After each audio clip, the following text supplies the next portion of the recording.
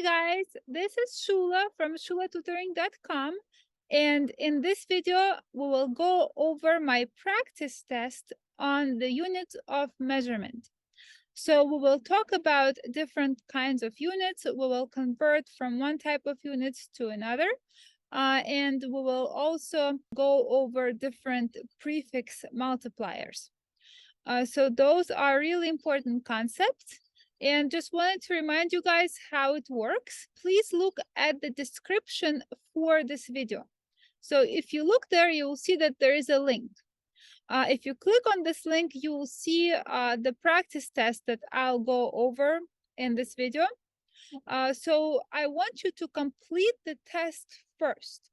You can download the test and print it and complete it like this, or you can just complete it on a piece of paper while looking at the screen. It's totally up to you. But once you complete the practice test, you can watch the rest of this video and actually grade yourself.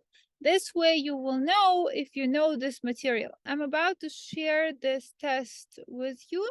So let's start. So the first question is fill in the blanks question. Use words in the box below. So it's 2 points each. So let's start.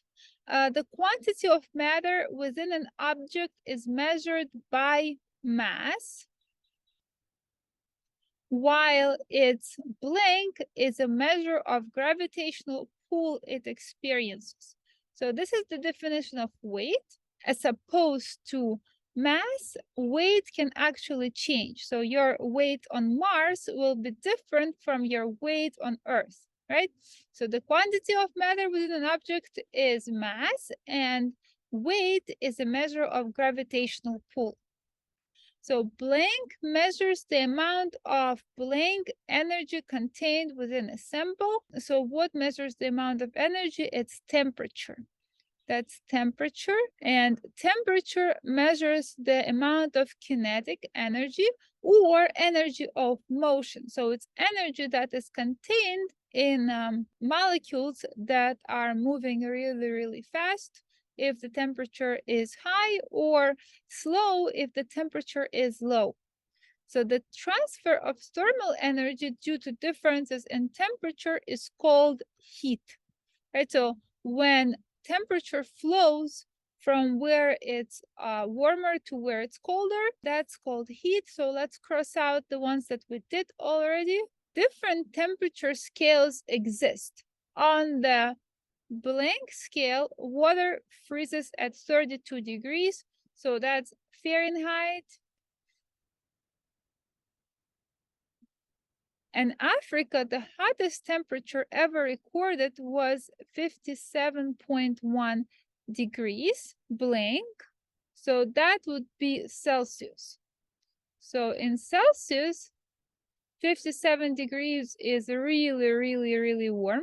Then Celsius and blank are scales that are the same in blank sizes. Celsius and Kelvin are the same in degree sizes. So the size of degree is the same in Celsius and Kelvin, but differ in regards to which temperature they assign as 0. For Kelvin, it's absolute 0, and nothing can be below that temperature. It's a temperature where all molecular motion stops.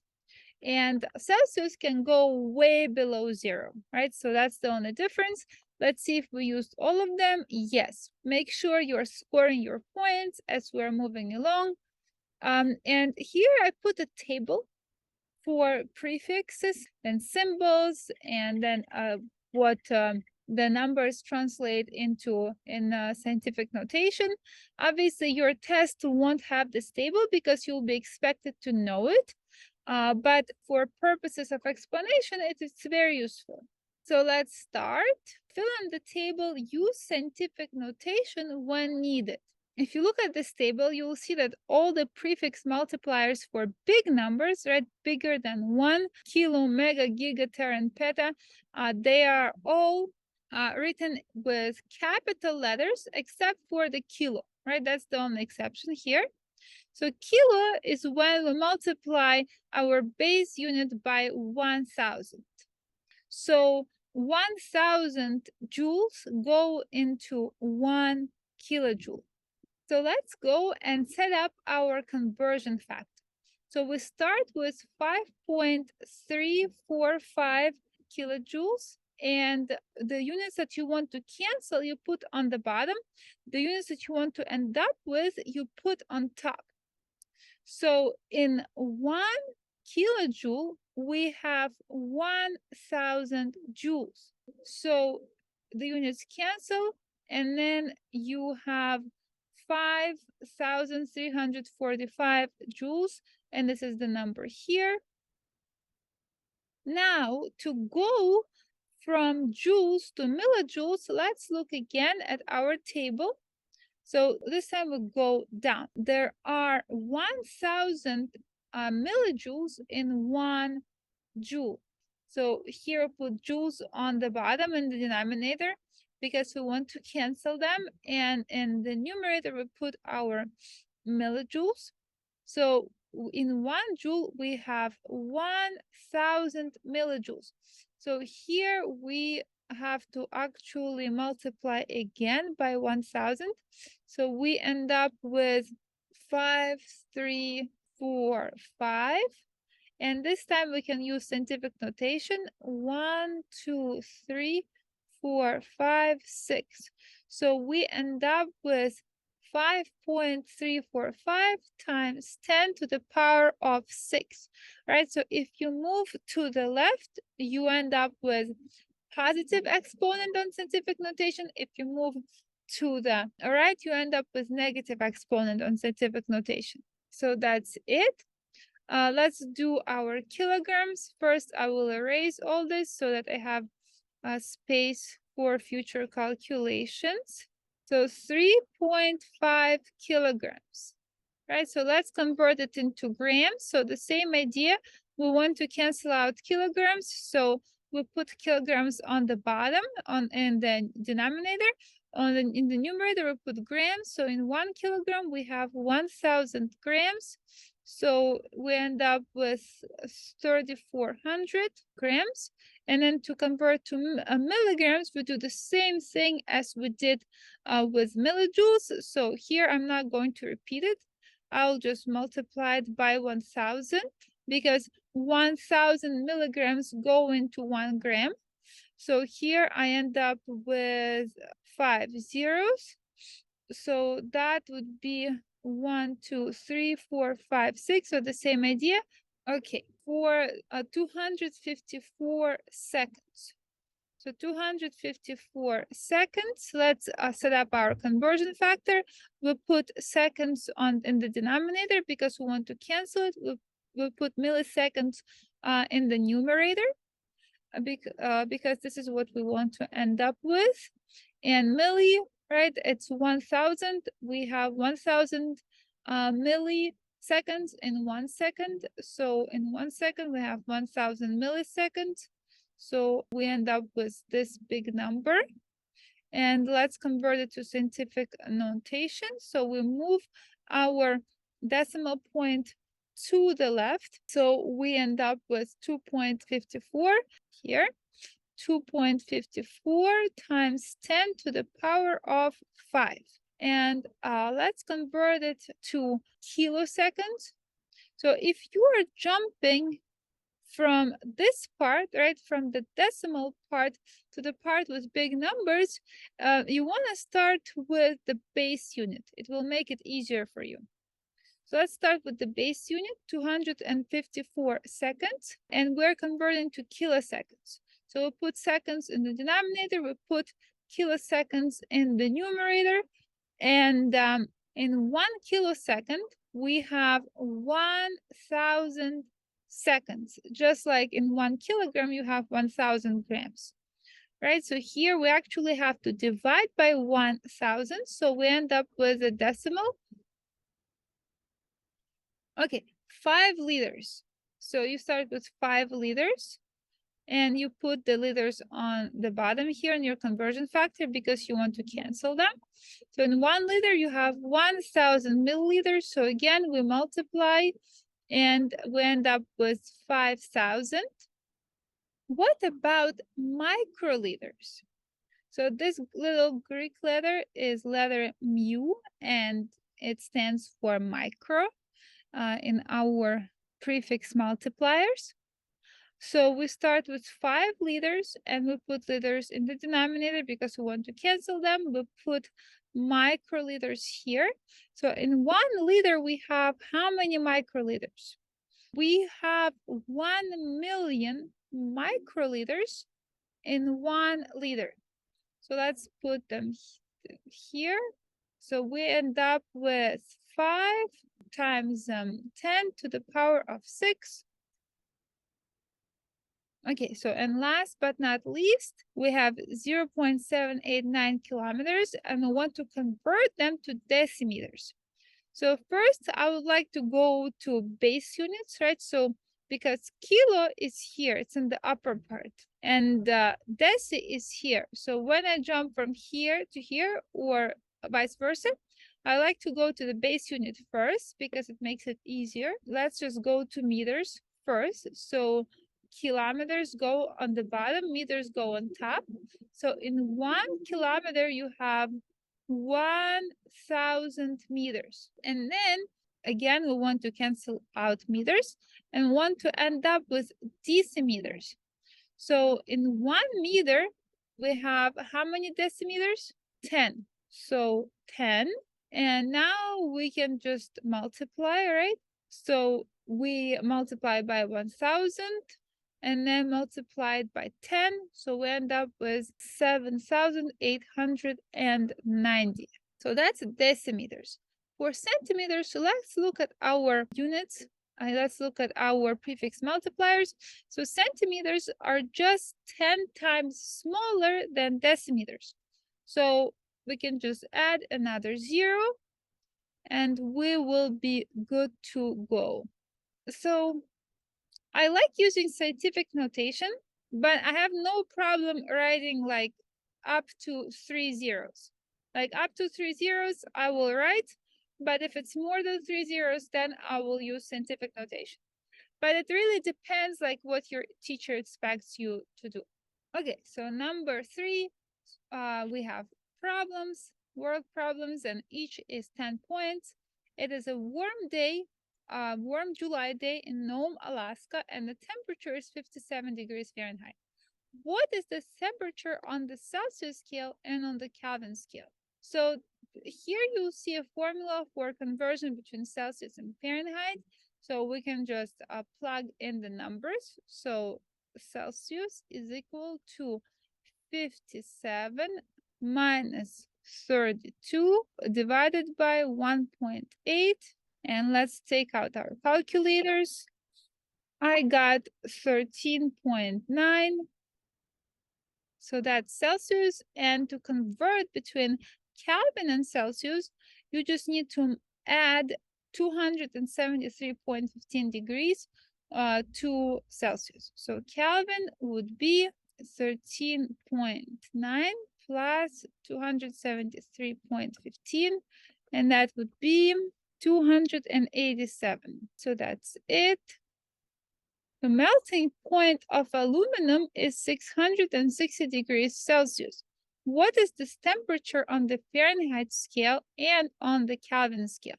So let's start with our formula. So the formula for conversion is Celsius is equal to Fahrenheit minus 32 divided by 1.8. So let's just plug it in, right? So 660 is equal to F minus 32 divided by 1.8. So I'll just multiply both sides by 1.8 and I get this is gone, cancels out. 660 multiplied by 1.8 is 1188 is equal to F minus 32. So we add 32 to both sides and our temperature in Fahrenheit is 1220. And again, to convert it to Kelvin, you just add 273.15 and you get 933.15 degrees. Now use prefix multipliers to express the following measurements without any exponents. So those are all our base units, right? Joules, grams, liters, meters, and seconds. So let's look what those multipliers stand for.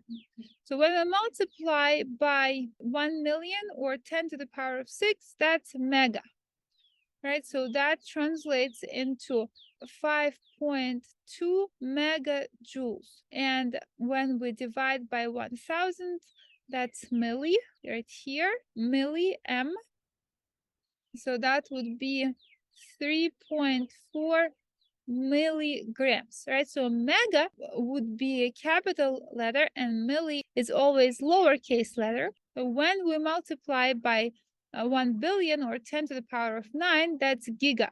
So we get 7.4 gigaliters. And when we divide by 1 billion, that's nanometers.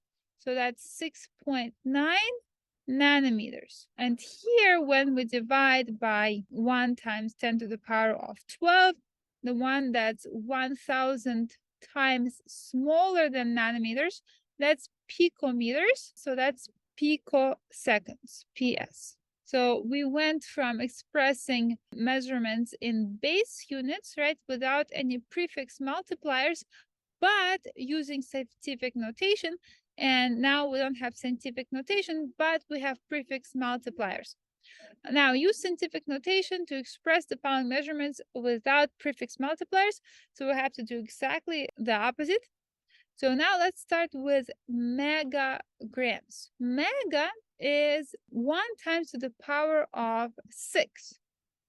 So 5 times 10 to the power of 6 grams. And now we don't have any prefix multipliers. This one is teragrams. That would be 8.3 times 10 to the power of 12 grams. Right, just looking at our chart. Nanoseconds. Nano is when we divide by 1 billion, right? So that's 5.6 times 10 to the power of -9 seconds. Picometers. Pico is 1,000 times smaller than nano. So that would be 4.2 times 10 to the power of -12 meters. And femto is even smaller than pico. It's 1,000 times smaller than pico. Let's look at it here. It's when we divide our base unit by 10 to the power of 15.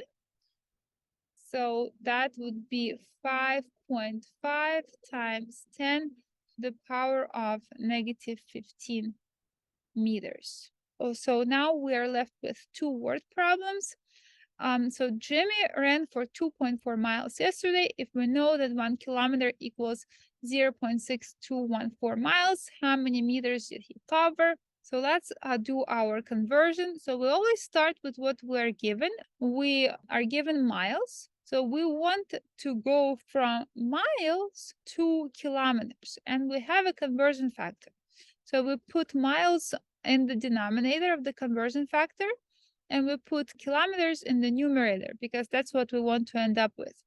So we have 0.6214 miles per 1 kilometer. So miles cancel out, and we divide 2.4 by 0.6214. We end up with 3.86 kilometers. A large jar of tomato sauce contains 86.5 ounces of mass. We know that 1 ounce is 28.35 grams, and we need to go to kilograms. So here's the thing.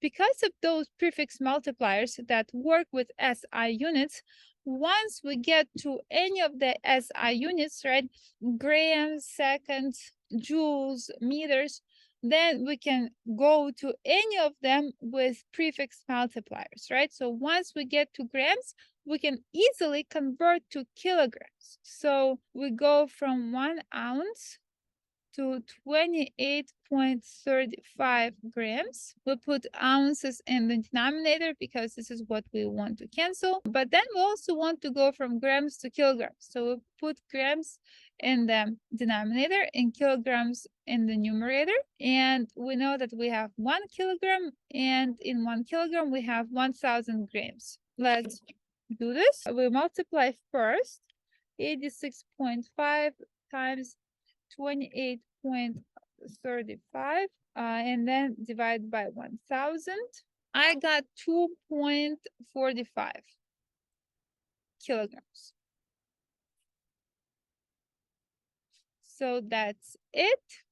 So what I wanted to mention about this topic in general, this is a lot of memorization and a lot of practice. So I would just copy this table, hang it somewhere where you can see it all the time, like next to your desk or on the fridge or something, and just study it. Once you memorize this table, you will be able to solve any problems having to do with prefix multipliers. But please score your points if you got a good grade. Congratulations. If you didn't do so well, good job for trying. And hopefully you'll do better next time because you learned something, right? So you practice, you heard my explanation, and you have improved your knowledge of this subject. So if you enjoyed watching this video, give me a like. If you have any questions, please mention them in the comments. And please subscribe so that you don't miss future content, because I'll be coming out with more practice tests like this. I'll be posting practice tests on different topics in biology and chemistry. So hopefully see you soon. Bye-bye.